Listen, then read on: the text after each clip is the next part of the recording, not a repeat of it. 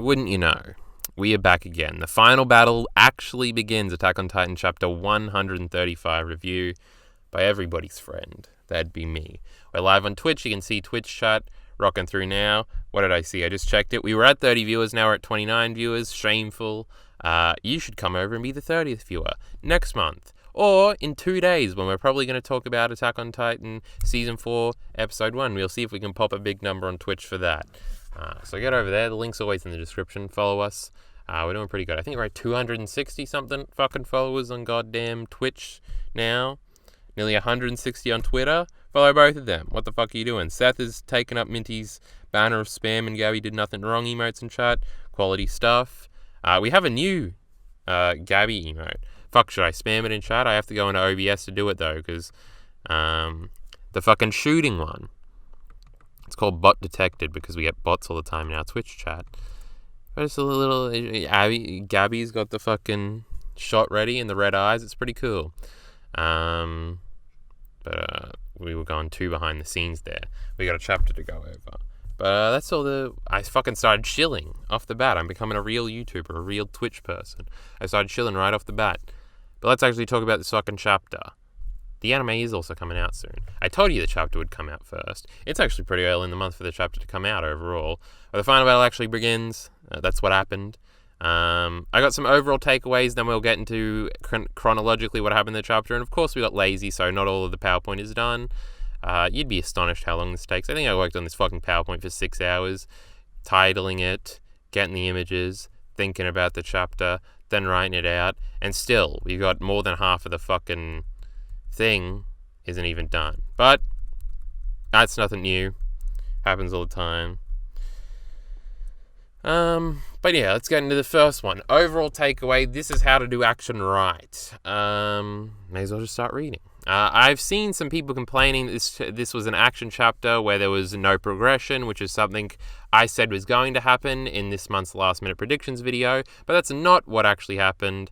But that's not what this was at all, and this is a remarkably stupid talking point. True.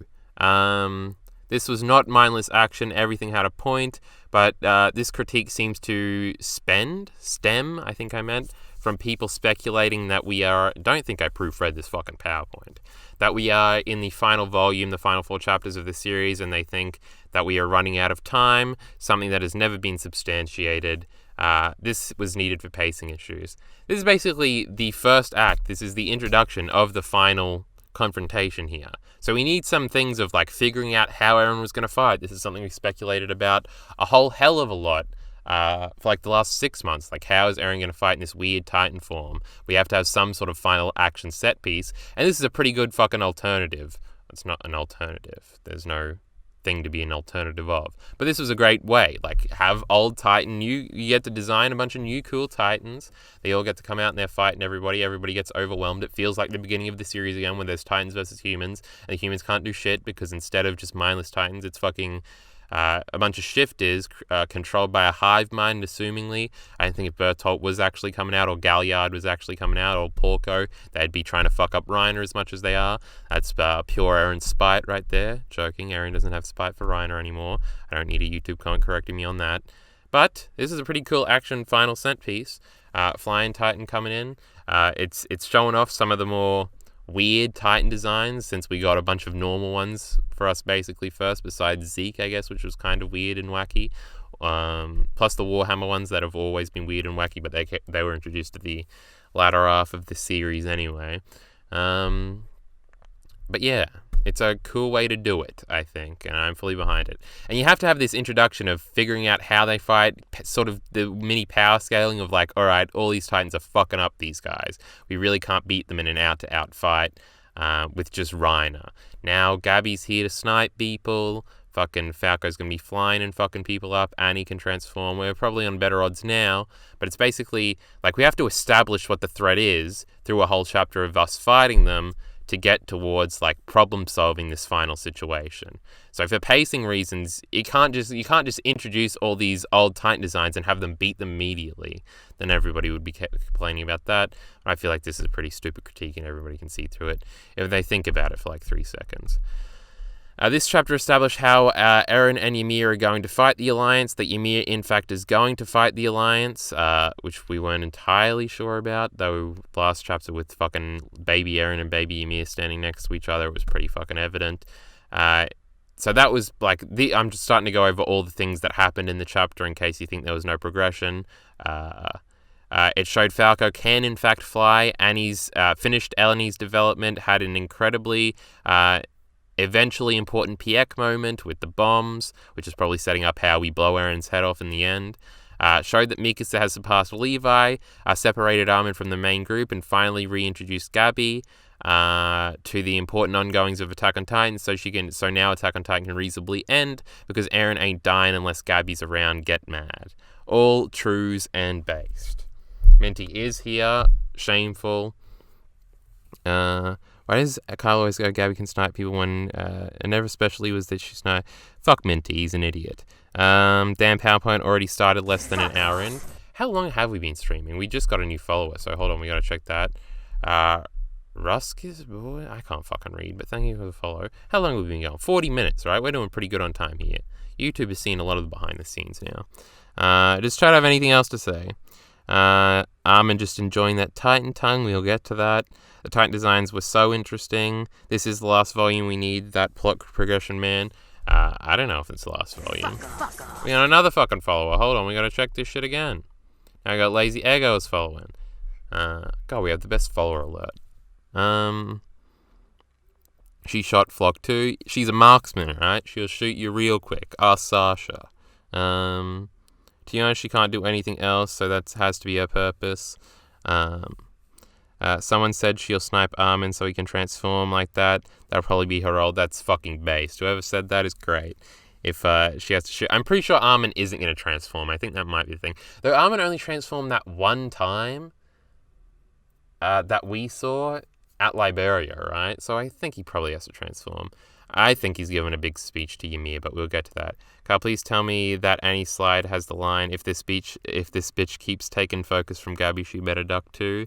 I don't think so, because there's no text on the fucking Annie slide, because we got lazy and we didn't finish the PowerPoint. If you were here earlier, Minty, you would have known that. She might also use one of the cannons they talked about this chapter. True. They'll probably have some relevance, so you don't mention something if it isn't coming back. Also, did you guys see the anime starting to air from tomorrow? I think it's 2 days, not tomorrow. But depending on your time zone, it might be tomorrow. Depending on when this is out, it might be tomorrow on YouTube. But this was my only overall takeaway. Last time in the overall takeaway, we had the whole Isama should stop using words thing, base. But this was the only thing I had to say about that. There was lots of progression in this chapter, lots of little character moments. It was pretty cool. Fuck you. Ymir letting the pigs out. Should I hate it? Well, let's go through this fucking preamble of wall of text I've got here. Bear with me. You think I'm bad at reading chat? Wait until you get a load of this. I think he'll transform and blow the place away. He won't be in his Titan, though. It will be an explosion, and he sadly walks through the rubble in human form. Maybe. I could see that happening. You appear barefoot from the explosion. That's like a thing. It's like a trope or something. Anyway... I stated before in a bunch of videos that chapter 122 of Attack on Titan is not only my favorite Attack on Titan chapter, but my favorite chapter in all of manga, and one of the stated reasons I gave for that was its ambiguity and how I thought it was great, how I thought it was great, and great that we never had to see Ymir again, and that her entire story and the entire point of her entire story was communicated, introduced, and wrapped up in that chapter, with Eren making the appeal to her, and her giving into her terrible humanity for the first time ever. But as has been made apparent by recent chapters, Isama intended to bring her back and have her have more of an important influence on the story. Now, I should hate this, and I'm not that big of a fan of him removing some of the ambiguity in the first page of this chapter by showing her releasing the pigs, but I will wait to pass judgment. As of late, hold on, fucking hair in my face. As of late, I've been talking a lot about shitty media criticism and how I think a major thing that I hate seeing people hate seeing is people saying that they will dislike something before it happens, no matter what it is. Like if Eren wins, that's a bad ending. If Eren loses, that's a bad ending. Both of these sides are, to me, are completely stupid because they haven't seen the ending yet. So I will, in good faith and in applying myself to this principle, wait and see where this Ymir stuff goes. And when the series is complete, I'll revisit my opinions on chapter 122. As of right now, I'm not sure what I think. True and base. Take everything I say as truth, and we'll get along. When the teacher chooses to slow read a slow reader in front of class, that happened a lot when I had to read parts in fucking English plays. It was awful. I can't read out loud. It's awful. Imagine what it's like when I record scripts. I fucking want to die. But I don't know. Let me check up on chat. It's meant to give her some agency as a prelude to her controlling the situation in the present. She was never fully a slave. If Eren loses, it's a bad ending. Cringe. Crunch Munch is here. Fun name, you know. Crunch Munch has been around for a while. I like that Ymir wasn't as innocent as everybody believed. Well, she sort of was until this part, right? I like how the pigs are just lazing about and they're like, what the fuck? I guess we'll leave if you want. They don't even know they're about to get killed. I guess Ymir was feeling bad for the pigs that they were about to get slaughtered. Or is it supposed to be like pigs in a cage? She's letting them go free? Freedom meme? I just want to see how this plays out. I think I talk about this on a later slide, but if my speculation, I don't even want to call it a prediction yet, that like Armin is going to have to give the anti-Eren speech to Ymir, as in like not against Eren, but anti everything Eren said. Like he gives the, instead of the nihilistic speech to Ymir, like the positive speech about humanity can do it if we band together. And she's like, oh, okay. And then she switches. It also means the Ray thing wasn't happening. Ymir was just watching the rumbling when the little Arabic kid got stomped on and he saw Ymir. I guess Ymir was physically actually there and it wasn't some Ray Iron Army shit from the end of Ava where everybody sees Ray before they die. I do really like the expression on this fucking pig's face of like, what do you want to do, bitch? Leave us alone. But they get out anyway, and it's sort of like it's sort of the meme, right? That like the pigs getting let out started the chain of events that ended up in this. But that's sort of the point, right? Something frivolous and unexpected can start this chain of events that ends up in a cycle of hatred that we've been living the whole story through. And it's sort of genius in its simplicity and how like, yeah, sometimes stupid shit just happens, and the original cause is some stupid shit, like everybody hating each other. There's no good reason to hate each other. We should all love each other, which I think is the message Attack on Titan is going for, which I'll defend. I think it's an alright message. Everything has that message.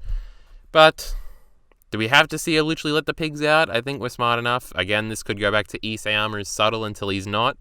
And this could be the part of the now he's not moment where now everything about Ymir has to be shown, even though the ambiguity, I think, was what made it great. Also, I guess I never even thought of this, or I did, and I ignored this for a long time. The fact that Ymir becomes a Titan shifter, so she probably can talk after the fact, but obviously keeping thematically with 122, it would ruin it all if she could talk. And part of her like character is that she was so faithful and loyal and didn't want to like do any bad, so she didn't speak. And we got a million write-ups on why 122 is great. But is she going to talk now? I don't know.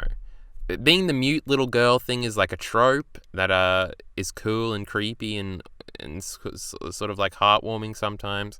There's a lot of things going into this. Very mixed opinions. I don't know where we're going. I don't know what we're doing with Ymir. She has to play into the climax now somehow. I don't know, she's like the same age as Gabby. Maybe Gabby will help her out and say, bitch, get some agency and then slap her. Or maybe she'll just fucking shoot her. That solves our problems. Would a bullet work on her if we shot her? Does Gabby even have a gun? Hold on, let's go to the end. Does she have a gun? Is it like visible in the final panel? No, she's just holding on to Falco with some fucking string. Is that his hair or did they get a rope?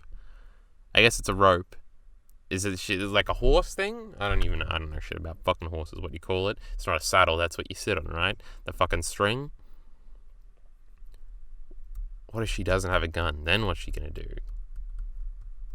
It's a frightening thought. But I don't know if Chad has anything to say about the fucking pigs. Because Ymir got blamed for something she didn't do. Also, I didn't like the Ymir, the lack of subtlety after. By the way, she's different from the Ymir. Was always selfish. She's more like his story writer. I know what Crunch Munch is talking about. I feel like I'm missing previous comments.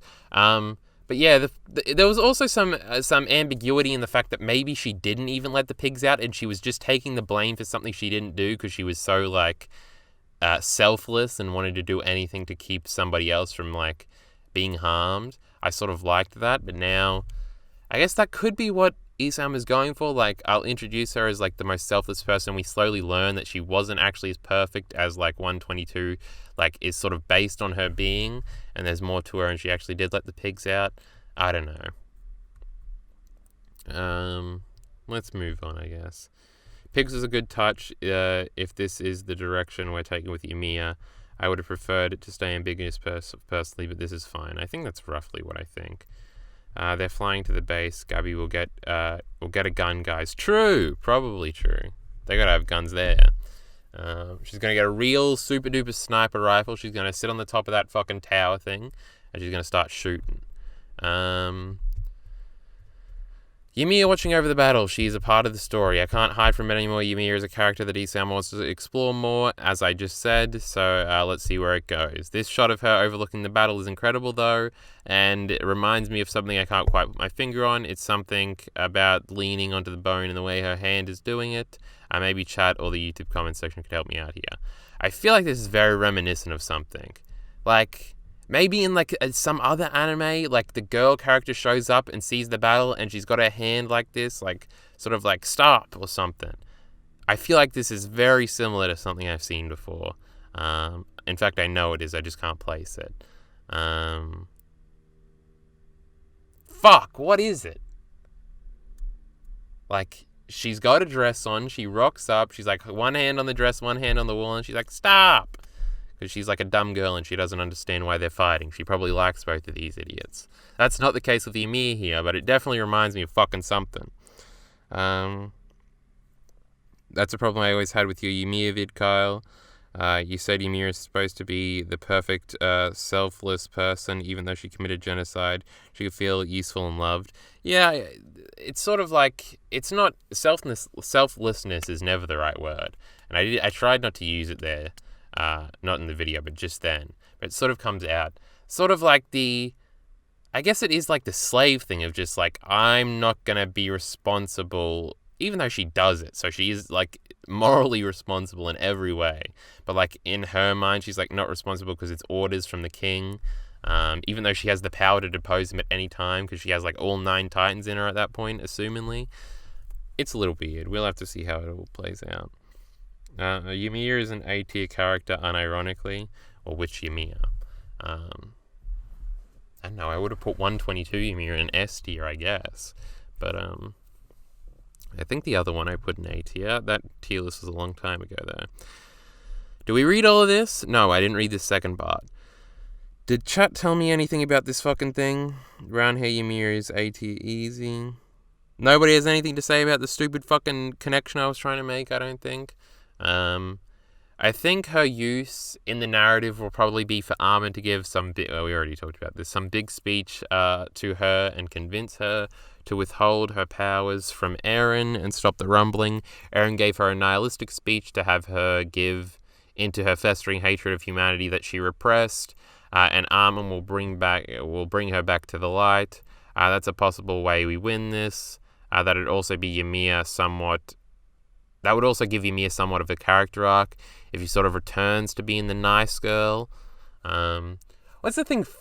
How Frida described her was sort of how I think I was thinking about her in like the 122 video. Like Frida idolized her as well. I guess all the founders did basically, right? Well, we'll talk about that later, I guess. So then did Ymir and Eren, I think is what Android means, really switch places? I don't know. If Ymir was like, alright, I don't want to do this rumbling anymore, she could probably stop it, right? So if Armin convinces her, she could like Because we never really, I think I say this in like the very next slide, but we never really find out if it's like Ymir or Eren controlling these Titans right now, or how much either one of them is controlling anything. What if Eren is like a total spiritual thing now, just like Ymir is, and like Eren's like adult body doesn't exist anymore, and his avatar is just little fucking 10-year-old Eren or whatever. The abs Eren that everybody loves is gone. That'd be funny. Yeah, it's like the entire ideal of extreme selflessness not creating a good result, like pacifism. Yeah, like even throughout this chapter, it's like you have to fight. Like that's been a big thing from Attack on Titan. Like when Mikasa thinks Eren's dead, but she remembers him, fight, and then she starts fighting. Like a big thing about Attack on Titan is fighting, even in the face of defeat. That's even shown throughout like this chapter. So I don't think Attack on Titan is on the Villain Saga pacifism train anytime soon. We find out immediately that this isn't the real Zeke based. One of the only predictions we actually made in last minute predictions thankfully came true quickly. They figured out immediately that this Beast Titan wasn't actually Zeke's Beast Titan. They still think he's in control of it somewhere in the Eren Titan, but I think we all understand through basic narrative convention that he's not actively fighting the Alliance, plus that would make absolutely no sense for his character since you know that whole Grisha thing that happened last time we saw him. True. The last thing that Zeke ever did was the most interesting thing I think he ever did, which was when him and his daddy made up. They had a little hug, stop Eren, okay. We haven't seen fucking Zeke since. Well, I guess he screamed about no, Eren, don't do it at the end of 122, and that was after that because that was in 121. So I guess we saw like a little bit after that, but basically we haven't seen him since then. So he's definitely going to be anti-Eren when he shows up and when he actually has autonomy again, when he actually has agency again. But yeah, Minty says we don't know why we know why Eren is doing the rumbling. We don't know why Ymir is convincing Ymir would be easier. Actually, I'm pretty sure it's just supposed to be fuck it, Ymir. You've tried so long. You've watched these people for so long. You tried everything to like have them have a peaceful ending. Fuck these idiots. Let's just kill them all. They suck. If it's just us, then we won't hate each other. Which is stupid because they will, because they do already. But I think that's the reason. Again, that's implied. It's not like outrightly stated. But I don't want it to be outrightly stated. But yeah. New official poster just loved Gabby in the center. Hold on, let's look at this. I'm going to click this on my phone so the YouTube audience and I guess the fucking Twitch audience can't see it. I'm clicking this image, a link that whoever put it in chat. I didn't even see Crunch Munch put in chat. Oops, we couldn't find that page. Crunch Munch is fucking lying to us. Never mind. Wait, that link doesn't work. Embarrassing, Crunch Munch. In front of 30 people live and probably like 5,000 people on YouTube, you've embarrassed yourself. Shame on you. Maybe Ymir is just mega simping for Eren as he's the first one to ever be nice to her. I think that's unironically a little bit of it. Don't end this manga in TNG yams. You're better than that. I don't know what TNJ is. It's not GJ. TNG is the next generation. I haven't watched South Park. Star Trek though. I have watched South Park. Final act has been Naruto tier. Let's wrap it up. Well, at least I know Yoni's one of those people. How could our Arbok be so silly? But I read all of this thing. Right? Grisha stuff last time. Mikasa and Armin have another disagreement about Eren. Jean, following this reveal, the reveal about the Beast Titan, realizing that their plan to kill Zeke in order to stop the rumbling is stupid and impossible, indicates to Armin that he has to transform and blow Eren the fuck away, and Mikasa starts freaking out because she's still not committed to killing Eren. I think that is her character arc, the way her character arc is going, by the way, ending killing Eren. Now, I put this in there because I had already written the rest of this slide, and then I was like, all right, I got to mention this. So let's go on a tangent. No, hold on, we'll go back to that after I've read the rest of the slide. And Armin isn't either committed to killing Eren, as we find out later in the chapter, but Armin tells her that Eren had to be expecting this attack and that it won't kill him, which calms her down for now. Armin says the attack will reveal where Zeke is, and that's the purpose of the attack, while doing some damage to Eren's skeleton. Jean also then tells Armin that he should blow this place away, even if they are still in the vicinity, if that's what it takes. He's committed to everything. He's committed everything to this cause. Jean is willing to die for the cause. Mikasa and Armin are still pussyfooting around with this Eren idiot, But that's the drama that we're left with, right? That's going to be the big climax. They're going to confront Eren somehow. It still has to happen. Even though Eren said we're not talking, when he's a fucking dilapidated head on the fucking ground, I'm sure they'll talk then. The Mikasa thing. Where does Mikasa go from here? Attack on Titan is just a big allegory for a toxic relationship where Mikasa is obsessed with this dude that doesn't give a fuck about her, that hates her, and she's got to get over that shit and have sex with John. If we can get back on the John Mikasa fucking train right now. I feel I was thinking about this today and I figured out a way how you could still shoehorn that in there. Where John like makes an appeal to Mikasa like in the height of the climax, and he's like, fuck Eren, whatever, come with me or some shit. I feel like it was better thought out in my head. I can't entirely remember it now. But it put the idea back in my head and maybe made me think that it wasn't entirely dead yet. But we'll see. What else was I fucking talking about? The Mikasa thing. How does her character arc end? Does anybody in chat have a good fucking idea? Crunch Munch is linking a Discord thing. Now, Mr. R, our loyal subscriber and fucking patron, is showing the new key visual. I've got it on a Reddit link. Let me see this here. Marked as a spoiler. Reddit's full of cowards that care about spoilers. I do see Gabby front and center here, but she's sort of at the bottom center, so your eyes immediately go to Galliard and the Titans, and then the scouts on it. This key visual looks sweet. I like it a lot. The yellows and like the blue. Again, YouTube chat can't see this, but hopefully you've seen this by that time. What is that in the middle in the background? Like, framing the shot. I don't know. Like, it looks like it's coming out of the Beast Titans, the Warhammer Titans, rather, hammer. That's a little weird. It's probably the best visual they've had so far. Gabby and Falco do look great, like, running. Porco having blonde hair is a little fucking weird, bro. Not gonna lie. The Warhammer Titan having red on it, a little fucking weird, bro. Color is awful, and should be banned. That is my stance. God, Flock is going to be a main character for a little bit of the fucking season with his fucking putrid red hair, and I'm going to have to look at it and be expected to take it seriously. Fucking utterly disgusting and should be banned. Ugh. Fucking gross. We didn't even start on Flock yet. Is Flock the right one? Yes, Flock, not Falco. I meant what I meant. God. Marliak was the best arc. Yoni's throwing a temper tantrum about not liking the rest of the arc. It's the spear Eren gets impaled on. That's probably what it is, yeah. That's the Warhammer Titan spike. Color should be banned. Very clever, Minty. Yeah, they made his hair way too red. It shouldn't have been fucking red at all. Gross. Why does he just have anime hair? When has Attack on Titan ever been anime? Why does he have fucking anime hair? What a weird... Why is it bright red? Who came up with this shit? The hammer is weird? The hammer was fine. Alright, well, continuing on. Let's... our tangent about the new key visual. We'll get that out of the way. Armin remembers Erwin. Change comes with a price. If I start re-uploading the Patreon videos, the bonus videos, if I start uploading those to YouTube, you'll finally get to see the fucking the Kino fucking Attack on Titan video that's buried on there about what is it? The ghosts that haunt the cast of Attack on Titan. That's a good ass video, all about how Isayama's always bringing back old characters to like reference what's actually going on here, like with the Marco situation, like with Bertolt in this chapter, like with Erwin here. God, it's good.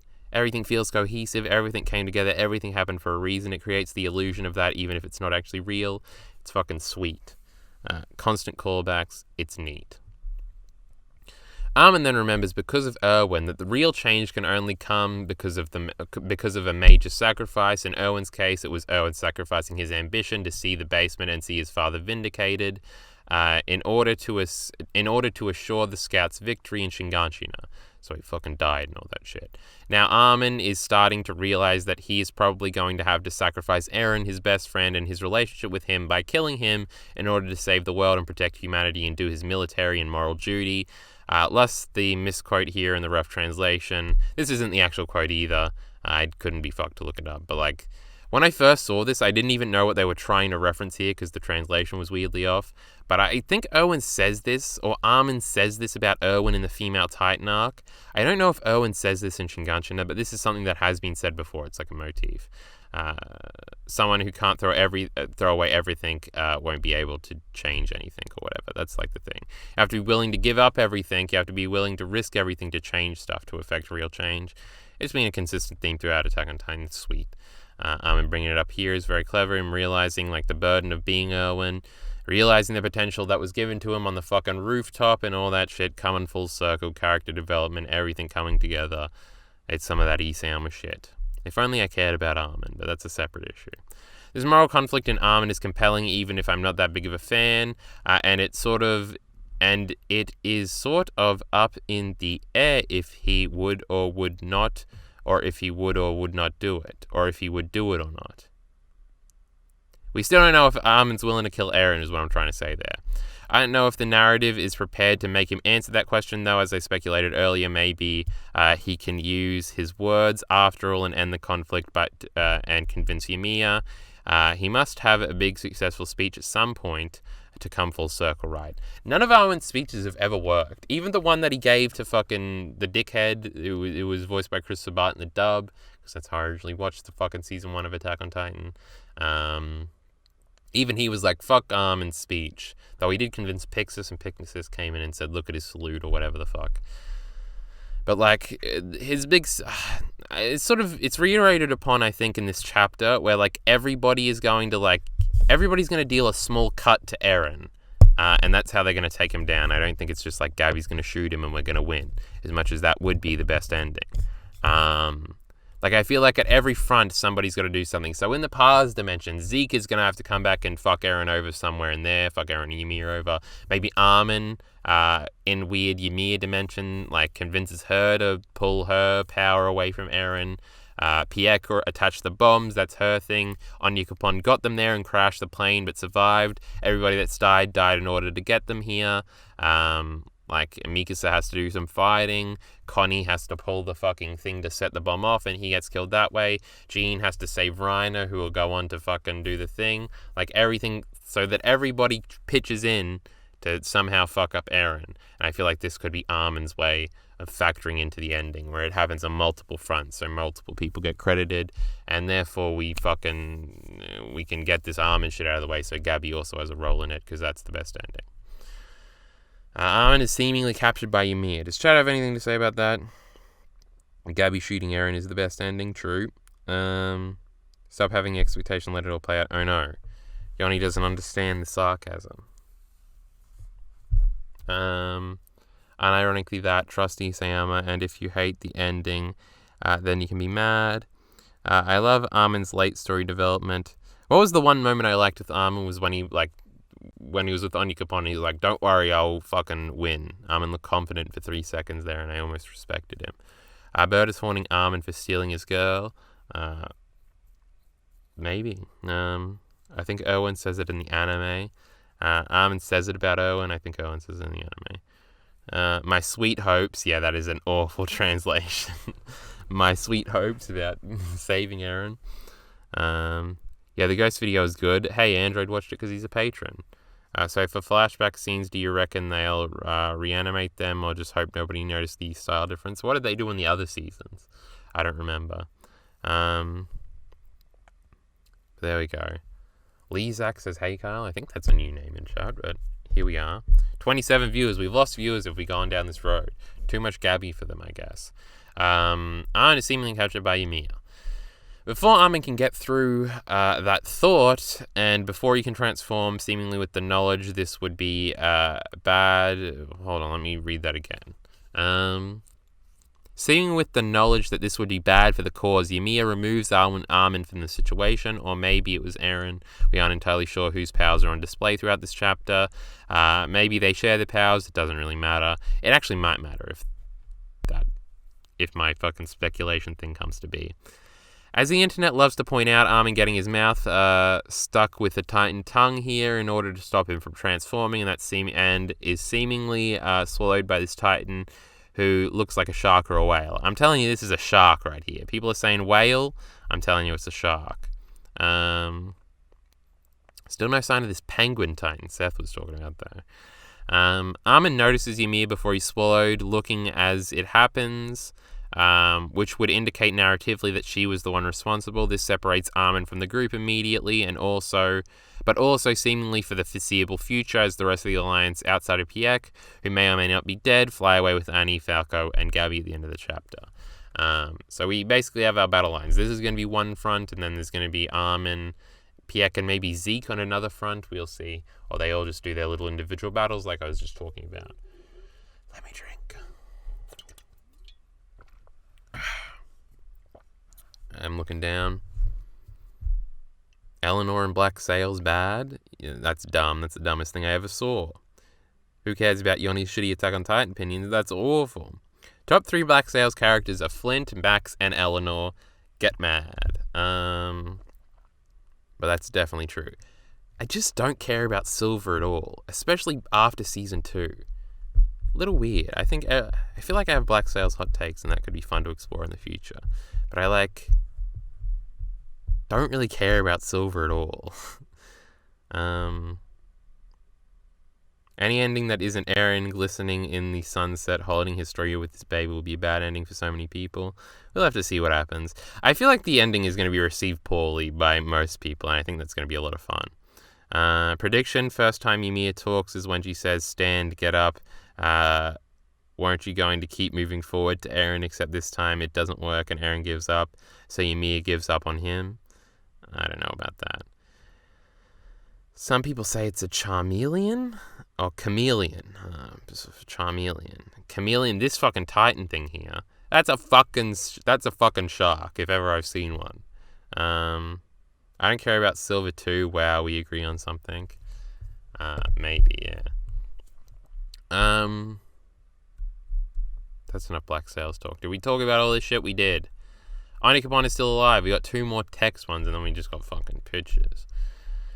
Maybe the most surprising aspect of this chapter was that Onikapon managed to kind of safely crash the plane and is still alive but passed out. He's found by the warrior families, and Mr. Leonard is actively harassing this unconscious man about the location of his daughter, which is some neat foreshadowing to remind you of Annie that sets up the end of the chapter. Reiner's mother is also praying for her son's life here, which is set up for her thinking he's dead later in the chapter.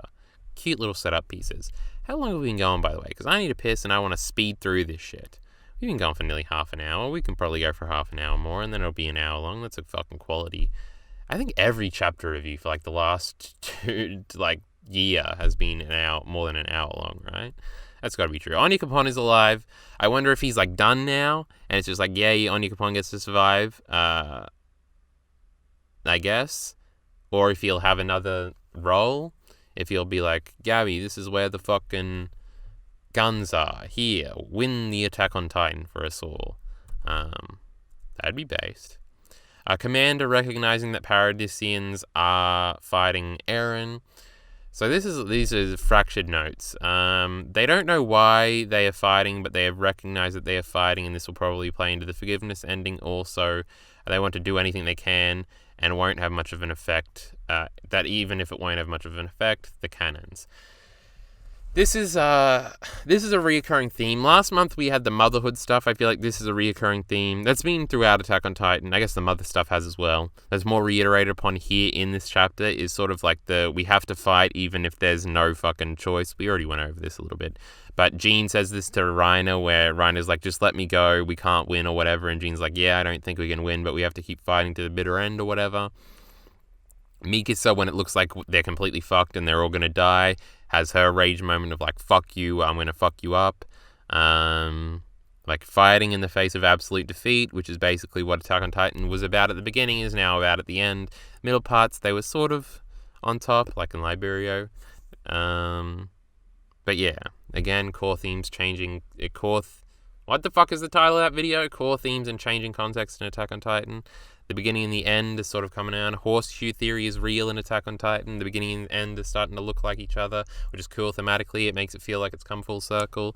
Maybe it's just a circle, not a horseshoe. But yeah, I feel like there was something more to say. He's going to come around in the end, I think. I don't think, like, the Titan's going to make it this far. I think these people get saved. Conveniently, everybody out of Paradis that, like, is in any way important to our characters are going to get saved too, because all the warrior families are conveniently here. This idiot can advocate for them. As long as the Titans don't destroy this shit, conveniently everything will get wrapped up if they beat Eren and they head back. We still don't know how much of the rest of the world is alive. I don't know. Is it just the people here? It could be. That could be interesting, I guess. A lot of dudes around, though. Repopulation might be an issue, unless they all just move to Paradis anyway. But no, you'd have to feel like the world has to exist afterwards. So there's probably just, like, the Mali continent and, like, the outskirts of some other continents got destroyed. Australia's probably doing fine. I haven't made it there yet. We're safe. That's good. What was that tangent about whether or not people survive or not, and this idiot wrapping it up? See, we were on topic a little bit. Upside down. So it's hot in Tasmania because the Attack on Titan world is upside down. That's why the white people are in Africa. Maybe Mali is just like America, and like the white people were from Europe anyway, but they went to the African continent, and now like majority white people live in Mali, even though the natives are not white. That could be something that's going on. I don't think Isama put that much thought into it. Yeah, how does she know about Reiner being eaten? How do they see it from this far away? I guess that's sort of a meme. I guess you could see, like, Bertolt fuck up and she could probably see Reiner a little bit, right? Like, if these are Colossal Titans, Bertolt is probably that big, though it's probably just his top half. I don't know, magical seeing eyes, I can suspend my disbelief for that long. We see it, so she sees it, narrative stuff. You could probably see Bert from back there. Well, Haxer is saying what I'm saying. Why is Eren letting his friends fight and potentially die when he can stop them non-lethally? His character is being destroyed. Well, obviously, as he said, he wants to see who actually has more conviction, him or his friends. So it's an actual fight to see the fate of the world. So he's actually testing his thing instead of just blatantly going all out. But now we're into the picture section. Levi warns Mikasa and tells her not to rush. This is obviously a reference to when they were fighting Annie. Oh, no, we got another follow-up. We got to say thank you, alright? Or fuck you. Health AU, the health minister for Australia, is here. Did they hear us talking about Australia surviving? Or did they hear us saying that upside down Tasmania on the top and they got mad about that? We'll see. It's probably just somebody who has a funny name. And isn't now scared to post in chat because we called him out. Pretty weird of you guys. Here's a callback to the female Titan stuff. Mikasa learns she's not just rushing out and doing shit. Levi is now the one that's a hindrance on Mikasa. The roles have switched. The story has progressed, and so Mikasa has overtaken Levi. Levi's all fucked up. Mikasa is definitely the strongest now. She's very determined here. Mean, mad Mikasa that isn't just defending Eren is best Mikasa. This is what we saw in episode 6 of Attack on Titan. No, 7. Before she finds out Eren, well, before the Titan shows up, where she's like, fuck you idiots, I'm gonna do this shit anyway. Right now, Eren's not around, she's not expressly doing it for that. Like, all her friends are dying around her, and she's big mad at these Titans, so she's gonna fuck them up. Quality stuff. Take Eren out of this girl's fucking equation, and maybe she's interesting. Who knew? What a toxic relationship they have. Is there anything else to say here? I know I'm missing some of the in-between, so if chat thinks I skipped over anything and didn't talk about it, they better let me know. Looking at chat, looking back over here. They are fighting the former Titan shifters under Eren or Ymir's control. True, this is cool as fuck. This dude looks cool. This dude looks cool. She looks pretty cool too. These ones are too nondescript for me to even see. This dude up in the front looks pretty cool. This is a Warhammer, I'm assuming. So you're telling me that there's never been a male-female Titan? Because if so, I want to see it. There's no way they didn't. There's no way somebody was like, what if we fucked with this shit and we made a male eat the female Titan? What's going to happen there? I feel like this is just Isam hadn't thought it out, so he made the female Titan. It's a little bit weird that there's a distinguishing thing for a female Titan, even though other Titans can be female, of course, because Piek and the such, Ymir with the Jaw Titan. I don't know. I want Mikasa to throw a tantrum and shit on Eren so bad, maybe. It's the catalyst for why he wanted to rumble at all. I think I'm missing the front part of that conversation. The Thing Titan. Yes. Pine said this earlier. This is the Thing Titan, yes. It definitely looks like him.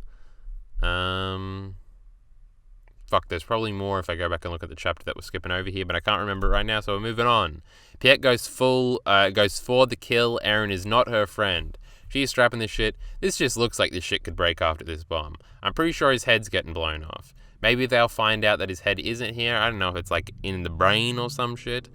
Who knows where Eren's body is? I feel like they blow it off and like so they can easily talk to it. Like I feel like we have to talk to it after Eren's sitting there dying. So that's gotta happen somehow. Like if Eren is still in Paradis and they kill everything here and they go back to Paradis, he could just transform again, right? I don't know. We'll have to see how it all plays out, I guess. The Thing Armored Titan. I'm just reading that too. It probably is an Armored Titan, huh? I just assumed it was a Beast Titan. And is this a Quad Titan or a Beast Titan, I wonder? Is this front... Because it kind of looks like a crocodile, right? Is that why it can swim so good? Because Piek inherited that down the line? See, this inferred storytelling, we gotta like it a little bit more than fucking letting the pigs out. This is an Armored Titan, right? It even has like similar stature to Reiner. It'd pay off because like everything else shown is like a weird Beast Titan thing. So if this one was an Armored Titan, that's pretty sweet.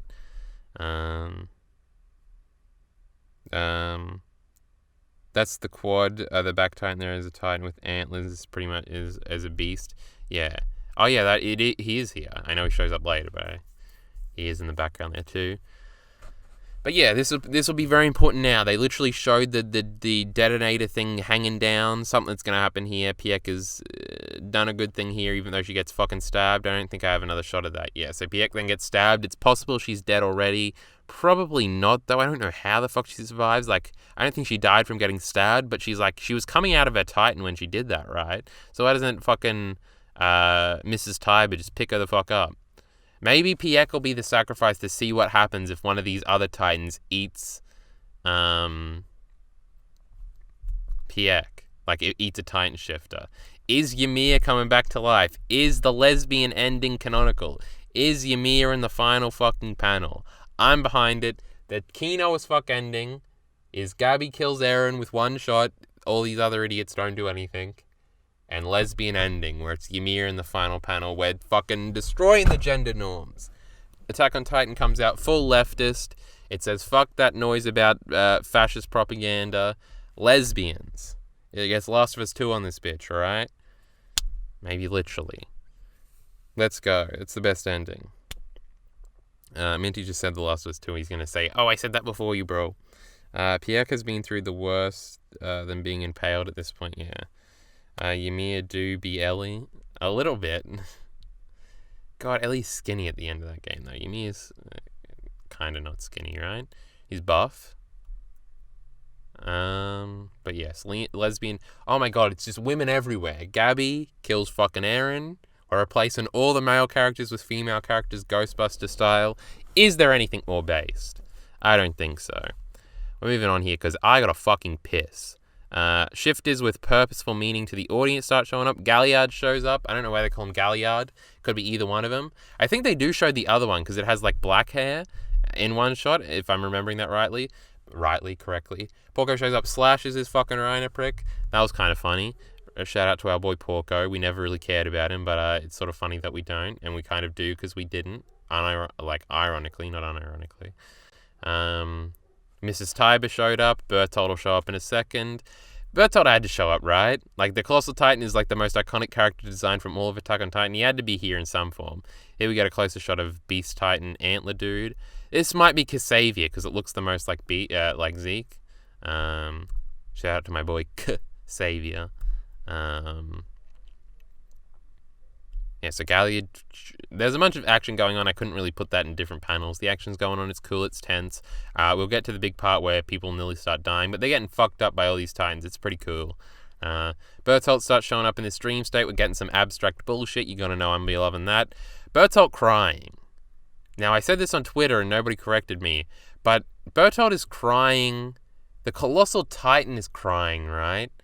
When Armin first wakes up after eating Bertolt to become the Colossal Titan, and we never really got an explanation for that. I'm sure I just registered that it was probably a metaphor for something I wouldn't understand until I did a proper reread. But could it have been a future, like a foreshadowing of this moment, a future reference? Maybe. Or is Bertolt crying because he nearly kills Reiner here and he knows he has to do this? Also, the fact that that Armin can see Bertolt here is interesting. Like, could he control Bertolt?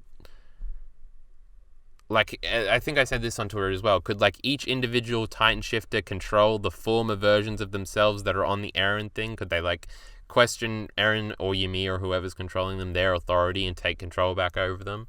Or, like, evaporate them or say, you can't control them, release? Also, Bertolt having, like, his shirt undone is weird, nerdy overcoat here. Very Bertolt things to do. Shout out to our boy Bert, alright? He came back. He was relevant at the end. Everybody sort of laughs. Bertolt was forgotten about. Isn't it weird? He's back, bitch, and he's going to have some plot relevance in some way. Also, Armin's, like, continuously felt guilty about eating Bertolt and, like relating to Bertolt, like in Liberia when he says, this must have been what you saw back then. They sort of understand each other the most. They want to sleep with the same girl. They got a lot of connections, these two, even though one's super short and one's super tall. Isn't that weird? Juxtaposition and stuff. Peak storytelling, you know? The tall and the short boy relating to each other. You just can't fathom it. I see Yoni still going back and forth with everybody, but I don't want to look at any of these goddamn messages because I'm coming in weird.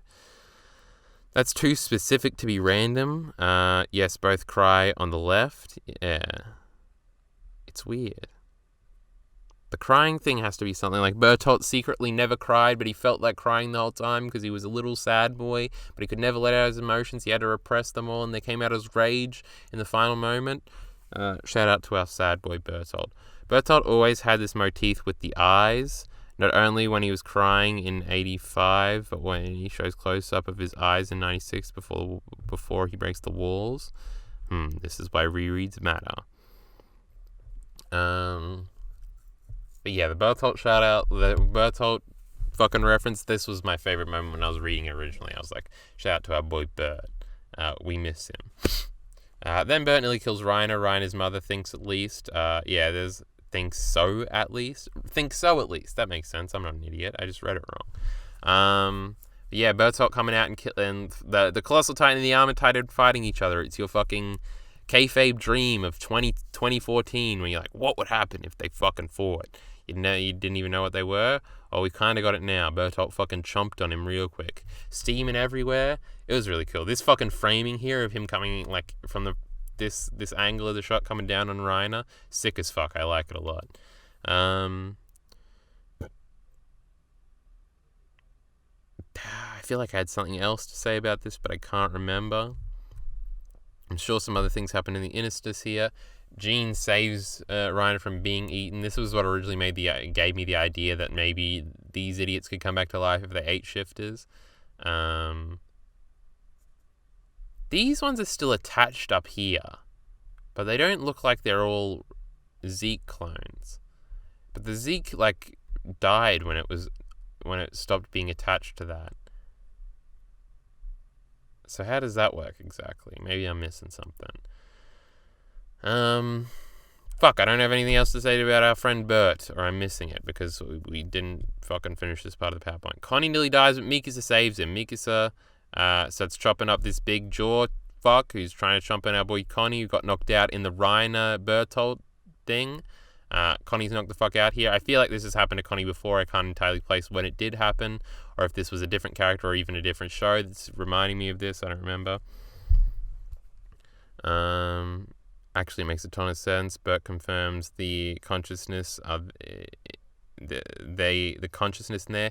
Yeah, Bert might also be confirming here that like the original shifters are in there somewhere. So maybe collectively they come together and reject the rumbling and are like, fuck you, Eren, you can't control us anymore. And Bert leads the charge because he's sick.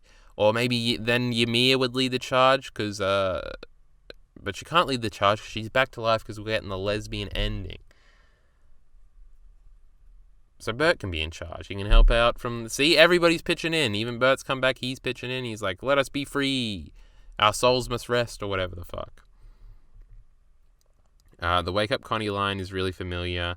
I can't tell if it's just Gabby going Wake Up Kaya or something else. Paths reaches across different times. Yeah, it's true. Paths are fucking with that shit. It speaks for itself. It was an awesome moment. We're getting into soul memes now. What makes those bodies, the people who inhabited them properly, wasn't exist anymore. I'm sure if it's relevant at all, we'll get explanations, and there's no point really speculating about it that much. But yeah, I'm gonna piss, alright? I'm trying to fucking speed through this shit. Connie nearly dies, Mikasa saves him. I fucking swear to God this has goddamn happened before. I don't know if maybe I'm thinking of when Connie fucked up and missed the Titan. Him and Sasha missed, and Annie and Mikasa had to save him. Because Mikasa saved Sasha, because Sasha, that was part of Mikasa and Sasha's thing, because they were kind of weird friends. They were always together, like in the scouting thing, for the Annie mission, and then the fart joke. That's why Mikasa's sad when she dies. That was a cute little moment. We all love that. But Connie gets saved by Annie, and Sasha freaks out and like is like, "Thank you, Mikasa, for saving me," and freaks out, and Connie's just like, "Thanks, Annie," and they have a cool stoic moment. It's kind of cute. Maybe that's what this is reminding me of. But Connie doesn't wake the fuck up because Levi has to save him, but we're not up to that. Jean is put in the position to decide if Reiner lives or dies. John is trying to act like he hates Reiner and that he can never forgive him for Marco, but he clearly has because John's a big softie. This has been a reiterated thing throughout the entire fucking show. Weird Titan looming in the background looking like it's going to kill them, like we're back in episode fucking 7. Cool shit, coming full circle, changing core themes, changing context, all that stuff. We talked about how all this stuff is great. John's gear is damaged again. That's like a callback to the Trust mission. Everything's cool.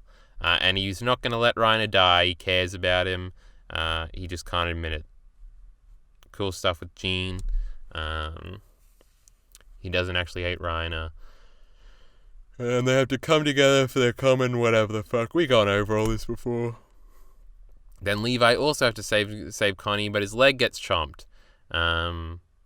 This is a different jaw dude, or maybe it's the armored Titan dude we were just talking about. No, it's like the long neck dude. Didn't we see him in a panel before? But then Mikasa, because Levi chopped out its eyes and Mikasa cut its throat or whatever. Mikasa saves Levi here. Embarrassing for Levi and all of Levi's fans, including me, that Mikasa had to save him. Literally disgusting, but it is what it is. Then Connie suddenly wakes up and saves Levi, like catches him. Levi's all sorts of fucked up, but I think we already talked about that earlier, how he's going to be all fucked up and then he's going to stand up and do this big cool thing as he dies, and have his last bastion of fucking all the Titans up. I'm pretty sure that's where we're headed with this. Connie was because this is Levi and Connie nearly die here, and they were like two characters that could die. So the tension was pretty high in this moment too, which was cool, because you weren't entirely sure if Connie was going to get chomped, or Levi was, or at least lose a leg, but I think he still has the leg, it's just all fucked up and probably not usable. Cool stuff. That Snake Titan though, maybe. I don't think he will. More Yoni back and forth. I don't want to get into all of that. I'm sure if you're a YouTube viewer, you've been keeping up with the Yoni Minty back and forth in the chat here. I'm sure it's some serious engaging stuff. I think Haxorus is at them too. But that all goes. Mikasa is surrounded in a hopeless situation. Without Eren, like in Trust. We talked about this stuff with Mikasa being most Kino when Eren's not around. Also, this is a callback to Trust, where she called everybody weakling and charged off, like she could fuck everything up. This is like one of the best Mikasa moments. I like it a lot. The framing of the wings of freedom or whatever, they're literally real now. It's going to be hilarious when Eren is waking back up after Gabby has shot his fucking head off and he sees Falco swooping overhead. He's like, the wings of freedom. It'll also be a callback to when Falco's looking up with his hand extended at the beginning of the arc, and now Eren's doing it at the end of the arc, and he's going to see a fucking scope. He's going to fucking try and duck, but he ain't got no fucking body to duck with, and Gabby's going to shoot him dead. And then the lesbian ending. The SJWs have ruined Attack on Titan. Let it be known. Mikasa looks cool as fuck here, doesn't she? The wings thing, like Daenerys and fucking episode 6 of season 8. It's really cool. I like it a lot. Because it actually has a reason in the narrative other than just looking cool, because Falco is right there to save her, unlike the Daenerys bit. Who was saying, Mikasa, you're acting a little crazy? I think it's Annie, right? Being a smartass, because her and Mikasa have the weird rivalry thing going on. I like that a lot. Bird Titan swoops in. The wings here look fucking great. The feathers and shit. Face is looking a little weird, but that's that usual Titan flair.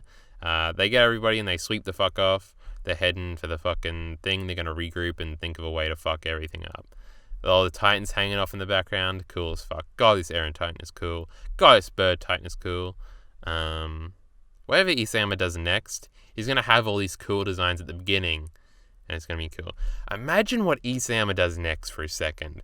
Imagine how analyzed that fucking first chapter of whatever his next thing is going to be.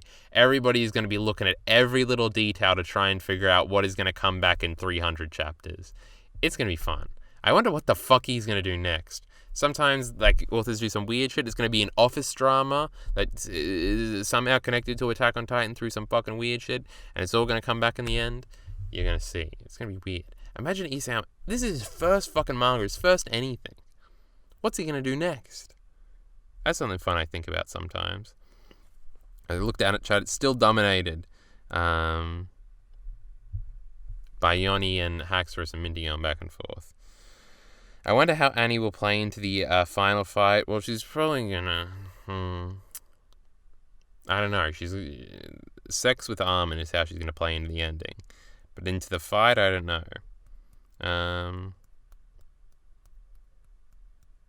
Health AU was saying something. Obs, he's going to open a hot spring for Isayama. That's what he's going to do after this. I'm sure he'll take a break, alright? He's been doing this pretty consistently. He already mentioned how he's considering a black comedy manga or something along the lines. He'll fool us into thinking it's a comedy manga, then he's going to fucking change genres on us. Don't get fucking fooled. So the bird swoops in, and then we get the... Oh, fuck, we're nearly done. Is there anything I didn't go over? Bird swoops in for the save. I think people are still in the Flying Titan being an arseball thing. That's stupid as fuck. Annie shows up. I had no choice but to come since it flies. Annie's being sarcastic here, trying to act like she doesn't actually care about them. She didn't come to save them and make out with Armin. But then at the end, she sort of breaks the facade, which I cut off here, where she says, I'm glad I came.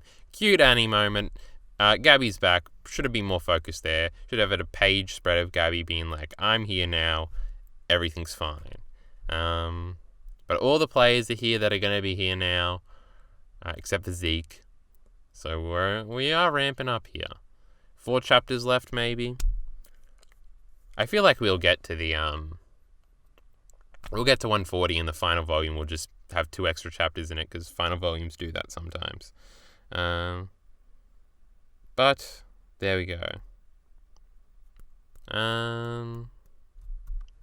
Let's look at the comments from the fandom. We don't do that shit anymore. I should probably get rid of that. Is there anything I didn't go over? Oh, the Annie thing. I complained like 2 chapters ago that like Annie not going with the group was just for some convenient reason so she could get a speech from Kiyomi and then go back. Like it literally had no reason in the plot really for Annie to separate except to reintroduce the Flying Titan, to have it come in and do this save. So there wasn't really any big reason given to that. But I like the Annie development here about her being honest with what she actually wants. She's about to see her father. It's cool. A lot of Annie focus in the end here. That's basically what we always wanted, so that's awesome. Flying Titan is sick. Totally tubular, bro. Quality 10 out of 10 stuff. The Wings of Freedom thing being literal is pretty good. Again, Isama is subtle until he isn't. I don't know what else to say. Did I miss anything, chat? Let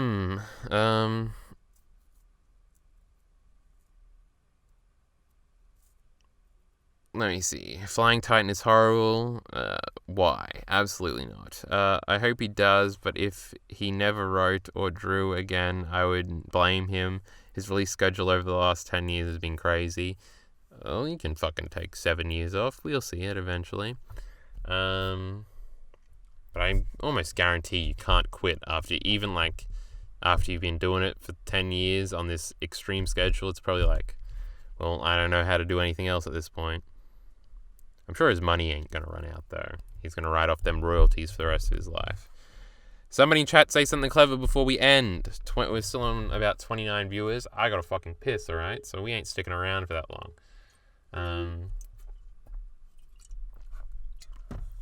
Overall, a quality chapter. The best parts about Attack on Titan is, to me, a little character moments, and this chapter had a bunch of them. I think it's just sort of as good as, like, every chapter since... I don't know, what was the last really good one? Is it 122? Like, every chapter since 122 has been, like, a 8 out of 10 for me. I think I've liked them all. I'm trying to remember if one particularly stands out. I remember 123 had a lot of Gabby focus before it had the speech. I don't like the speech as much as most people do, because most people are Eren people. But all the Gabby stuff in that chapter was really cool. There was one that I said that was really good. I can't remember the distinguishing factors between anything after 123. I can't remember, like, what happened in 129, I've got no idea. What happened in 131, I have no idea how to distinguish them. But, yeah. Minty says penis. Next chapter, we'll see Annie and father reunion after 9 years or so. Hyped as fuck. I mean, we don't really know anything about the father. It'll be cute for them, I guess. So you're back at hating Armin? Not really. Hating is a strong word. The one with Ramsey was fucking horrifying. I can't remember what else happened in that chapter. So I can't really comment. Oh no, laptop's going flat. I'm going to wait to judge the chapter until the good translation comes out, and the lines really took me out of it. Yeah, some of the lines were really awful, but it's a fucking, not even a translation. You gotta pray Ymir looks after Eren's kid after he kicks it, true. Carl ranked the last 5 chapters. I don't know what happened in the last chapter, really. Last 5 chapters. What happened in 130?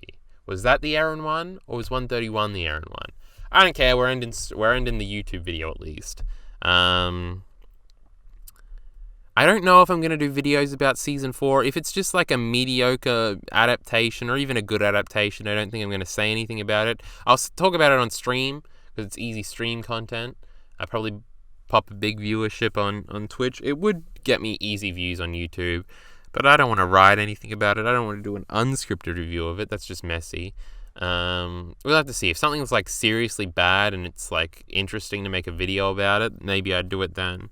But if it's just like it's too quickly paced and some shit's getting fucked up, maybe I would wait until it all come out and then make a big video on it.